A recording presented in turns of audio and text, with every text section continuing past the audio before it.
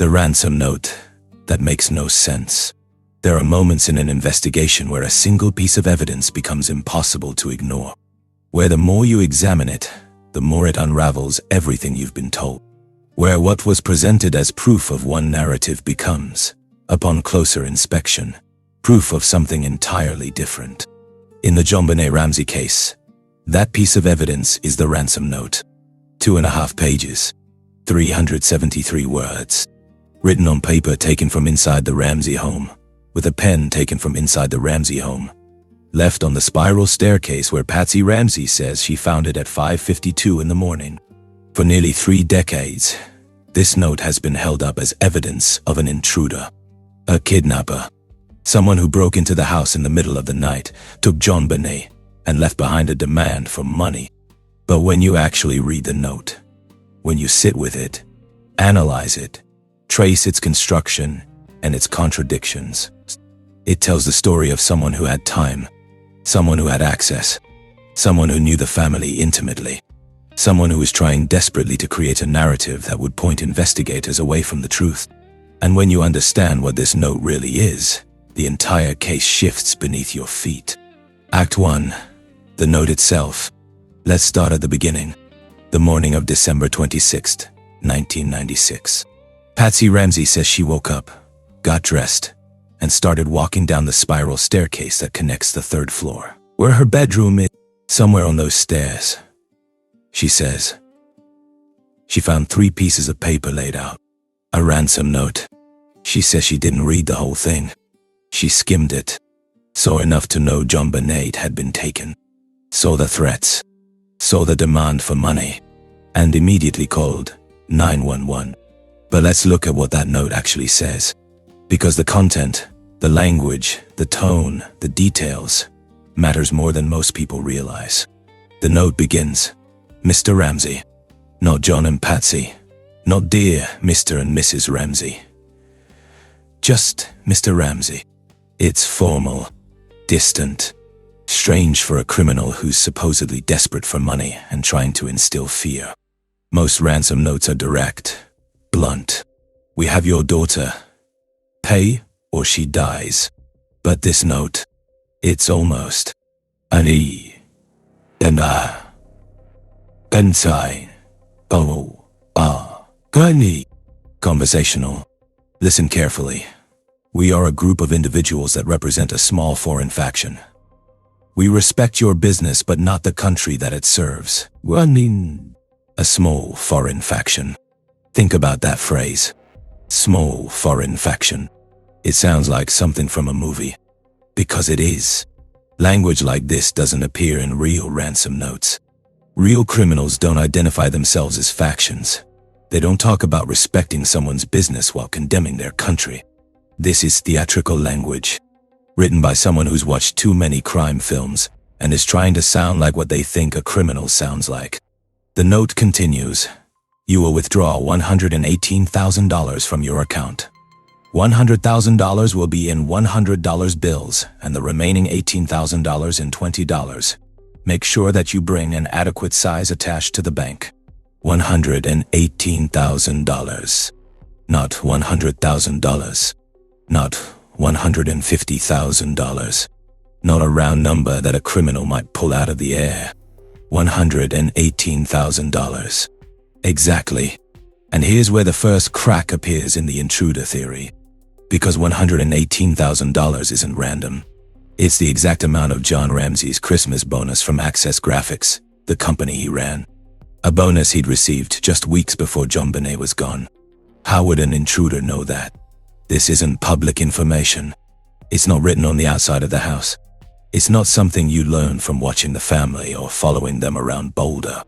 It's intimate financial knowledge. The kind of detail only someone inside the family would know.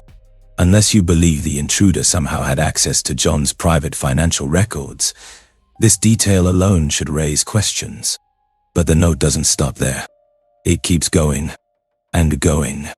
When you get home, you will put the money in a brown paper bag. I will call you between 8 and 10 a.m. tomorrow to instruct you on delivery. The delivery will be exhausting, so I advise you to be rested. If we monitor you getting the money early, We might call you early to arrange an earlier delivery of the money, and hence an earlier delivery pickup of your daughter. There's something strange about the rhythm here. The repetition. Earlier delivery pickup. It's redundant. Awkward. Not the way a seasoned criminal would write. And then the threats begin. Any deviation of my instructions will result in the immediate execution of your daughter. You will also be denied her remains for proper burial. The two gentlemen watching over your daughter do not particularly like you. Beheaded. It's a jarring word. Specific. Violent. And lifted almost directly from the 1996 film Ransom, where Mel Gibson's character receives threats about his kidnapped son. In fact, the entire note is full of movie references. "Don't try to grow a brain" is a line from Speed. The tone and structure echo Dirty Harry. The concept of a wealthy businessman whose child is taken mirrors multiple Hollywood kidnapping plots. This isn't a ransom note written by a criminal. This is a ransom note written by someone who's seen ransom note scenes in movies and is recreating them. The note continues. "If we catch you talking to a stray dog, she dies. If you alert bank authorities, she dies. She dies. She dies." The repetition is meant to sound menacing, but it reads more like someone trying too hard to sound menacing. Real kidnappers don't need to repeat themselves this many times. The threat is implicit. You say it once, and the victim's family understands. But this writer keeps circling back, hammering the point home as if trying to convince not just the reader, but themselves. And then, the ending. You stand a 99% chance of getting her back, hence an earlier delivery pickup of your daughter. You and your family are under constant scrutiny as well as the authorities. Don't underestimate us, John. Use that good Southern common sense of yours. It is up to you now, John. Victory. SBTC. Don't underestimate us, John. Use that good Southern common sense of yours. Personal. Familiar. Addressed directly to John by his first name. Twice. And referencing his Southern background. Which again, how would a random intruder know? Victory. SBTC. To this day, no one knows what SBTC means. Investigators have theorized. Saved by the Cross. Subic Bay Training Center. A reference to John's Navy service. But nothing has been confirmed. It's the kind of detail that seems significant, mysterious, ominous. But it might just be meaningless. A flourish added by someone trying to make the note seem more authentic, more threatening, more real. Now let's talk about the physical note itself. It was written on 3 sheets of paper from a notepad found in the Ramsey kitchen.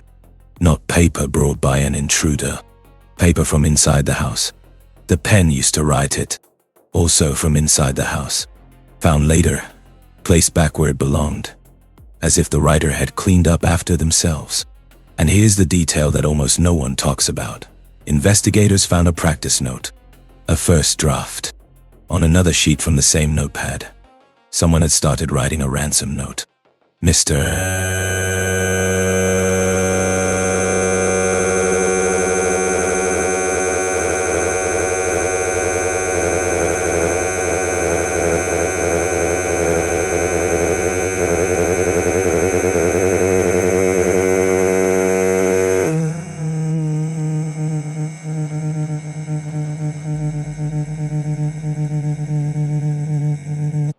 And then stopped.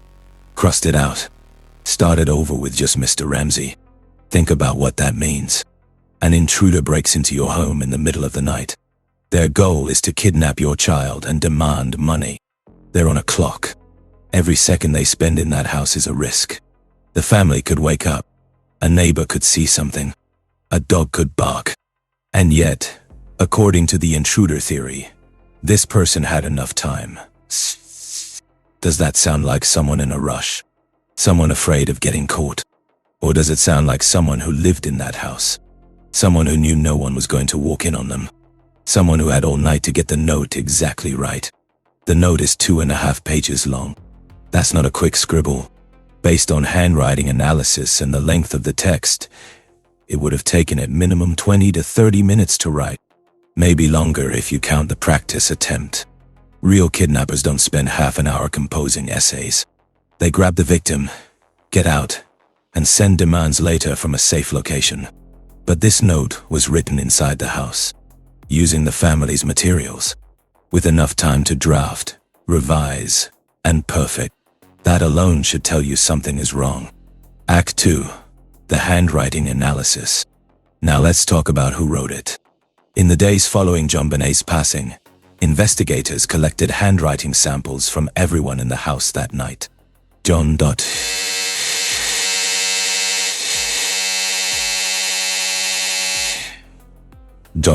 Patsy, Burke.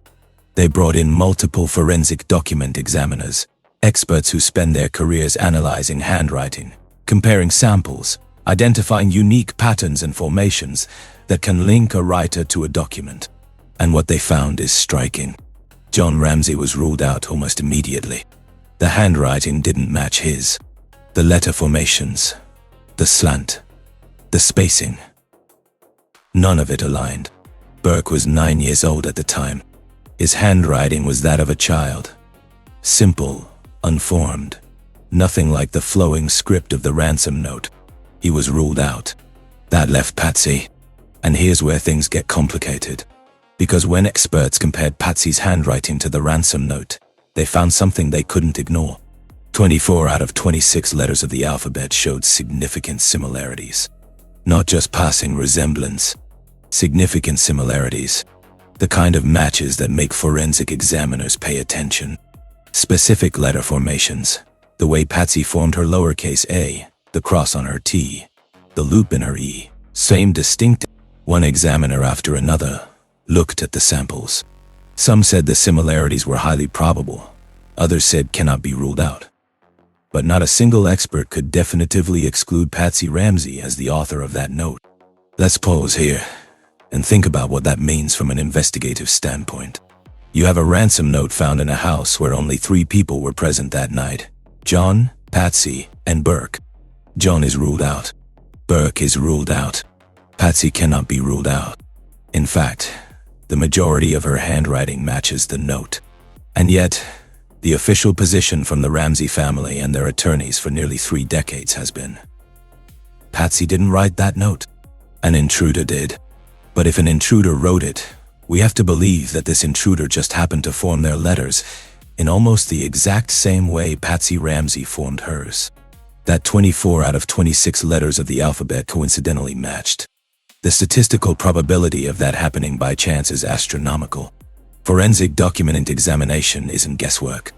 It's based on the principle that every person's handwriting is unique, shaped by how they were taught to write, how their hand moves, their personal habits and quirks.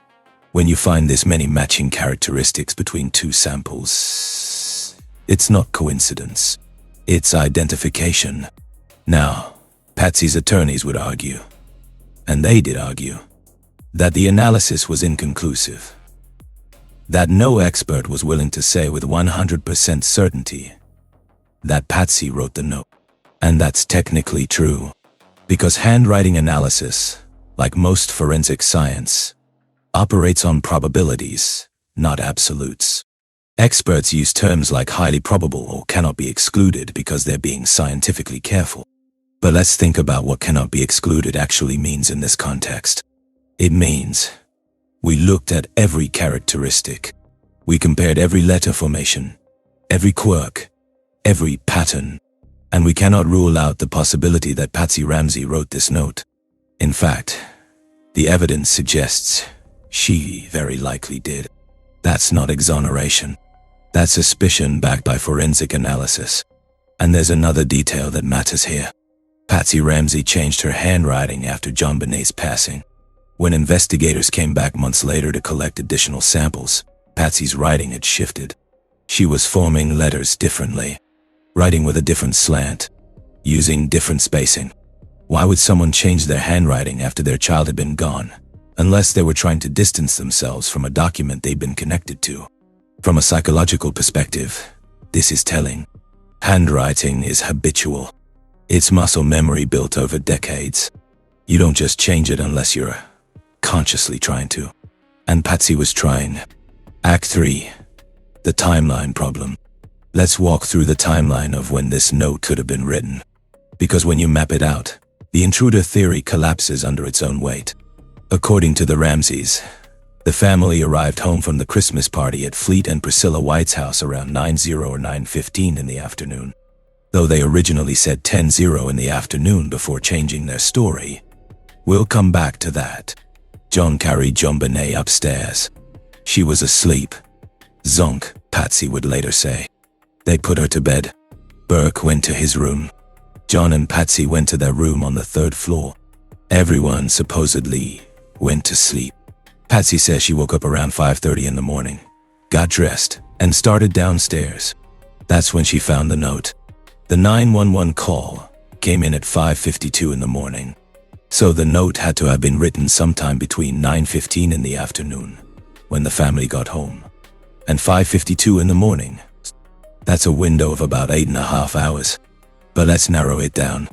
If the family really did go straight to bed around 9:30 or 10:00 in the afternoon, then the note would have been written in the middle of the night, while they were sleeping. Here's the problem. The note wasn't written in haste. It's not scrawled or rushed. The handwriting is controlled, deliberate. There are full sentences, proper grammar, punctuation. And remember, there's a practice note. Someone started, didn't like what they wrote, and began again. Writing that note, including the practice attempt, would have taken at least 20 to 30 minutes, maybe longer. Now let's think about what the intruder would have had to do in that time frame. First, they break into the house. No signs of forced entry, so either they had a key or someone let them in. Already we're stretching credibility. But let's continue. They navigate the house in the dark. It's a 7,000 square foot home with multiple levels, winding hallways, staircases connecting different sections. If you don't know the layout, you're going to make noise, bump into furniture, open wrong doors. But this intruder, supposedly, moves silently. They go upstairs to the 2nd floor, find JonBenet's room, go inside, somehow wake her or take her while she's asleep. Remember, but the intruder manages it without her screaming or alerting anyone. Then they take her down to the basement. And this is where the timeline becomes impossible. They go back upstairs. They go to the kitchen. They find a notepad. They find a pen. Both items belonging to the family, kept in specific places in the house.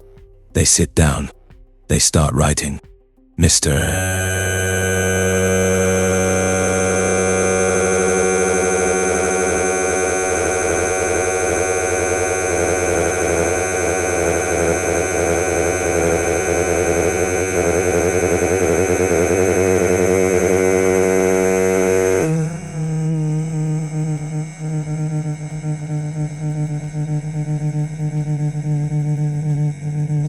No. Cross that out. Start over. Mr. Ramsey, listen carefully. We are a group of individuals. They write 2.5 pages, by hand, in the dark, or with minimal light so as not to alert anyone.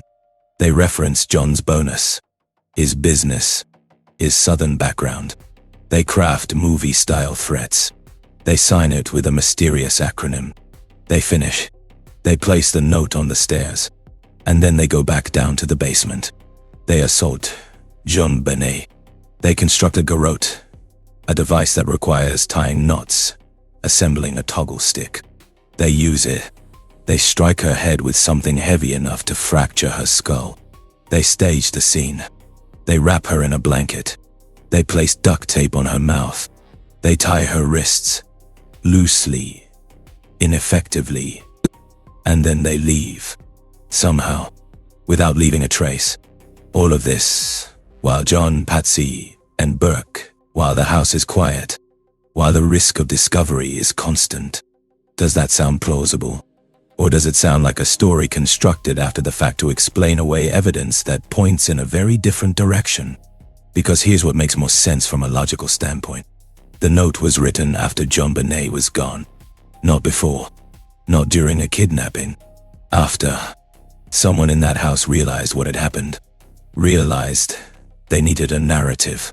Needed something that would point investigators away from the family and toward an outside threat. And so they sat down. With no time pressure. No fear of being discovered.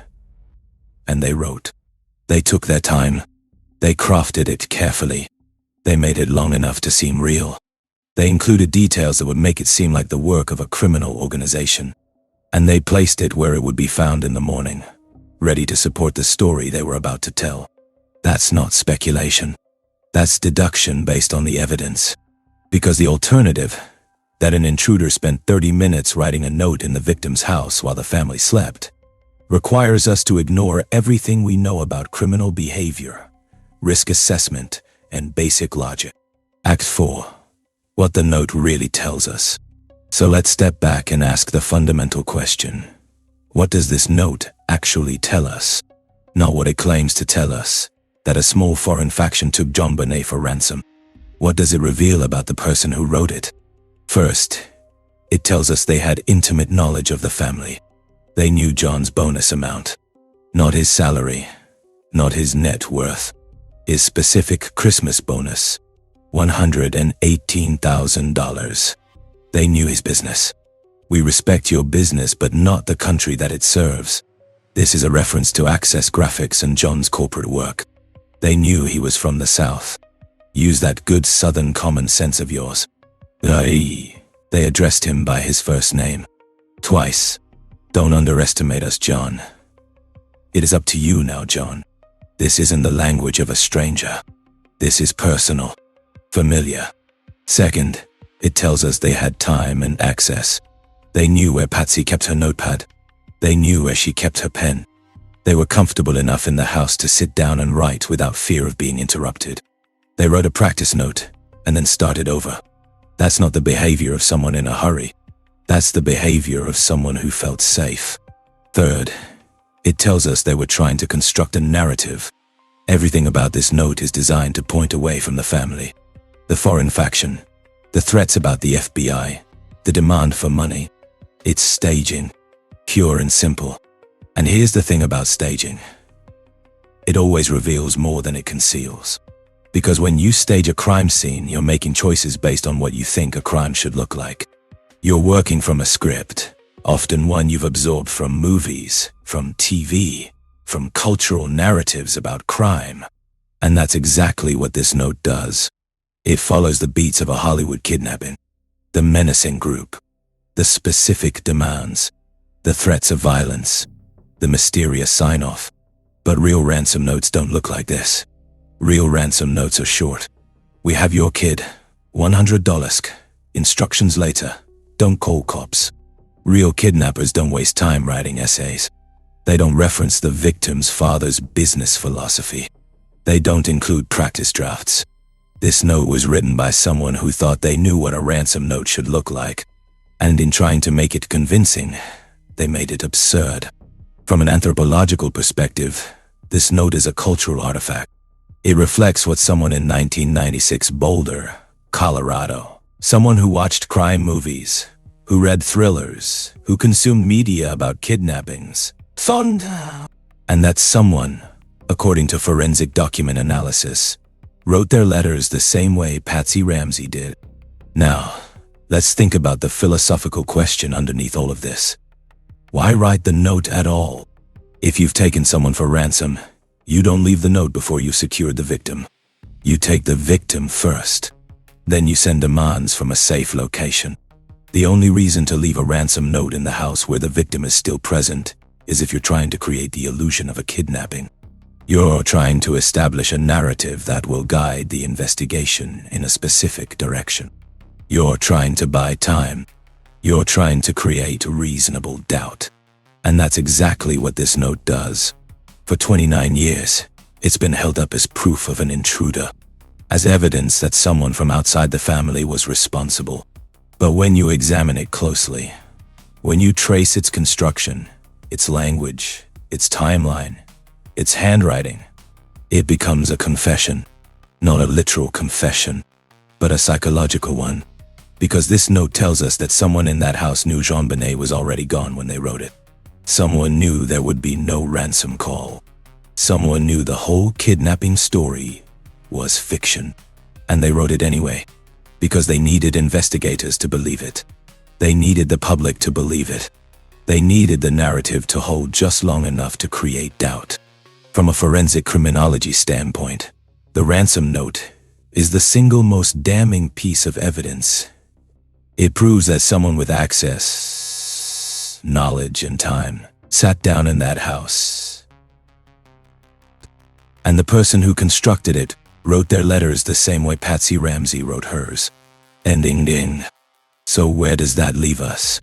We have a ransom note that reads like a movie script, written on paper from the house, with a pen from the house, referencing intimate family details, taking 30 minutes to compose, including a practice draft, matching Patsy Ramsey's handwriting in 24 out of 26 letters, and found on the stairs of a house where JonBenet's body was still in the basement. The note doesn't make sense as a ransom demand, but it makes perfect sense as staging. Someone needed to create a narrative, needed to give investigators something to chase, needed to create the illusion of an outside threat to deflect from what was really happening inside that house. And they succeeded. For nearly 3 decades, the ransom note has been treated as evidence of a kidnapper, as proof that someone broke in, took JonBenet, and tried to extort the family. But the note itself betrays that story. Because real kidnappers don't behave this way. Real criminals don't spend half an hour writing essays in their victim's home. Real ransom demands don't reference the victim's father's business philosophy or his Southern common sense. This note was written by someone who lived in that house. Someone who knew the family. Someone who had seen too many movies and thought they could create a convincing intruder narrative. But they couldn't. Because the more you examine the note, the more obvious it becomes. This wasn't a ransom demand. It was a script, written after JonBenet was already gone, designed to create reasonable doubt. The question isn't who wrote the note. The handwriting analysis points to Patsy. The timeline points to someone in the house. The content points to someone with intimate family knowledge. The question is, what were they covering up? What happened in that house between the time the family came home from the Christmas party and the moment Patsy called 911? What truth was so unbearable that someone sat down and wrote 2.5 pages of fiction to hide it? In the next episode, we're going to follow the trail of physical evidence that the ransom note tried to obscure. We're going to look at the DNA, the fibers, the fingerprints, and we're going to see a pattern emerge. A pattern of family involvement. A pattern of staging. A pattern of a crime scene manipulated to look like something it wasn't. The ransom note was just the beginning. The real evidence is in what happened in that basement. And what we're about to uncover is far more disturbing than anything that note could ever say. Arina. Issa. Oh.